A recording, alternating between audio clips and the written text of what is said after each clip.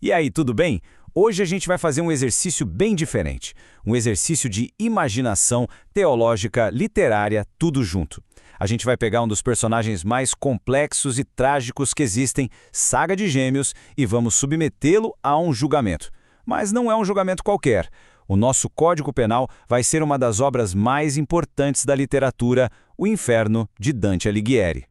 A grande questão que vai guiar a nossa análise é essa. Levando em conta tudo que ele fez, onde, exatamente, na arquitetura do Inferno de Dante, o Saga de Gêmeos iria passar a eternidade. Vamos começar essa investigação. Para a gente chegar ao veredito, nosso caminho está bem traçado. Primeiro, a gente estabelece as regras do jogo. Depois, vamos estudar as leis do inferno. Aí a gente analisa a ficha corrida do Saga, debate se ele era culpado mesmo, e só então a gente desce círculo por círculo até o julgamento final para definir qual seria a punição eterna dele. Ok, sessão iniciada. E como em qualquer julgamento que se preze, a primeira coisa é definir as regras que vão valer aqui. Olha, essas premissas aqui são cruciais, tá? Primeiro, a gente só vai julgar os atos aquilo que dá para ver e provar. Segundo, e aqui está o pulo do gato que torna esse julgamento possível. A gente vai assumir que o Saga não recebeu nenhuma absolvição divina antes de morrer. Mesmo que a história original mostre uma redenção, o nosso tribunal precisa julgá-lo no auge dos seus piores pecados, sem o benefício do arrependimento final, para poder determinar o lugar dele no inferno. E por último, a nossa base de evidências vai ser a Saga do Santuário, direto do mangá original. Com as regras definidas, vamos entender agora o Código Penal. A lei que rege o nosso tribunal é a filosofia moral que o próprio Dante usou para estruturar o inferno.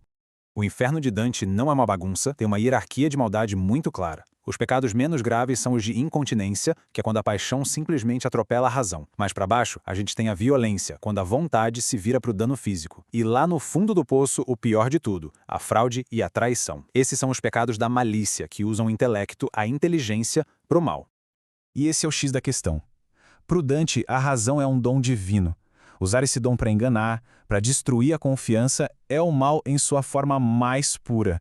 Porque é um tipo de maldade que só os humanos conseguem praticar. É a perversão daquilo que nos define. Pode esquecer aquela imagem popular de fogo e enxofre. O fundo do inferno de Dante é um lago congelado, o Cocytus. O gelo simboliza a ausência total de calor, ou seja, a ausência completa do amor de Deus e da caridade humana. É a alma paralisada no mais absoluto egoísmo. E esse lago congelado é dividido em 4 zonas, cada uma punindo a traição de um laço sagrado específico. A Caína é para os traidores da família, a Antenora da pátria, a Ptolomeia dos hóspedes e, por último, a Judeca, a mais profunda de todas, para aqueles que traem seus senhores e benfeitores. É lá que o próprio Lúcifer reside. Com a lei em mente, vamos agora aos fatos. Chegou a hora de abrir o dossiê do réu e examinar as acusações contra a Saga de Gêmeos. O crime que deu início a tudo. Saga mata Xion, que não era só o seu líder, mas seu mestre e, mais importante, seu benfeitor. Isso não é um simples homicídio. É a traição do laço mais sagrado de confiança, contra aquele que deu a ele poder e conhecimento. Esse ato vai muito além de um assassinato comum. É uma tentativa de deicídio. Para um cavaleiro, cuja vida inteira é definida pelo juramento de proteger Atena, esse é o pecado supremo. É a inversão completa do seu propósito de vida, quase como a rebelião de Lúcifer contra Deus. E o engano não foi coisa de um momento. Foram 13 longos anos em que o Saga corrompeu a instituição que ele jurou proteger.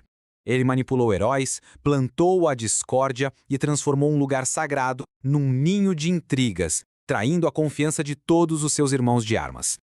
Agora a gente chega ao principal argumento da defesa, uma questão que pode definir o julgamento inteiro. O Saga era realmente responsável pelos seus atos? O cânone da história revela que Saga foi influenciado por um espírito do mal, um lêmur. Isso não faz dele uma vítima? Ele agiu com livre-arbítrio? A teologia que influenciou Dante tem uma resposta bem específica para isso. A resposta está na lógica teológica que serve de base para a obra de Dante. Forças do mal podem tentar, podem sussurrar no ouvido, mas elas não podem forçar a vontade de alguém sem algum tipo de consentimento. O espírito maligno explorou uma falha que já existia no Saga. A luta interna dele, a tal dupla personalidade, prova que a vontade dele não foi anulada, mas sim estava em conflito. E mais, o lado mal dele agia como uma inteligência e uma astúcia que mostram o uso de suas próprias faculdades. Não era só uma raiva cega. Por tudo isso, sim, ele é considerado culpável. E essa frase em latim resume perfeitamente a tragédia. A queda do Sagaete é tão terrível justamente porque ele era o melhor, o mais virtuoso. E por isso mesmo, a régua para medir a responsabilidade dele é mais alta. A corrupção do que é ótimo é de fato a pior de todas. Com a culpa estabelecida, a deliberação começa. Vamos descer pelos círculos do inferno, eliminando as opções para encontrar o lugar exato do Saga. Saga poderia parar no 8º círculo, o dos fraudulentos? Não. Dante faz uma distinção bem clara. A fraude do 8º círculo é contra estranhos. Mas quando a fraude quebra um laço sagrado de confiança com a família, com a pátria, ou neste caso, com um mestre e uma divindade, ela sobe de nível e vira traição, e a traição pertence ao 9º e último círculo. Os crimes foram analisados, a lei foi aplicada, a culpa foi determinada. O processo de eliminação nos leva a uma única e terrível conclusão.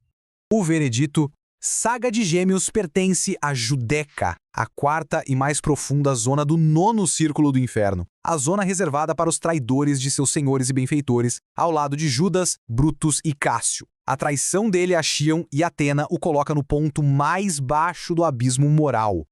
Um veredito no inferno de Dante não define só o local, mas também a natureza da punição.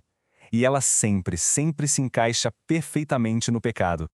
Esse princípio se chama contrapasso. É a justiça poética divina onde o castigo espelha ou contrasta diretamente com o crime cometido em vida, forçando a alma a confrontar sua própria falha pela eternidade. E aqui a gente vê o contrapasso de Saga em sua forma mais terrível. Ele, cujas ordens ecoavam por todo o santuário, ficaria eternamente mudo. O mestre da outra dimensão, capaz de viajar pelo espaço, estaria congelado, imóvel no gelo. Seu corpo, contorcido numa posição grotesca, refletiria a distorção da sua alma. E o mais terrível de tudo para um cavaleiro, seu cosmo seria extinto no zero absoluto espiritual, forçando a contemplar para sempre o mal que ele escolheu servir. E assim termina o nosso julgamento. Mas a conclusão nos deixa com uma pergunta final. Este veredito segue a lógica fria e implacável da lei? No entanto, a história original oferece à saga um caminho de redenção. Isso nos faz pensar: qual é a verdadeira natureza da justiça? Seria a aplicação rigorosa da lei, como a de Dante, ou a possibilidade de misericórdia, que transcende até os piores pecados? A resposta, bom, essa fica para reflexão.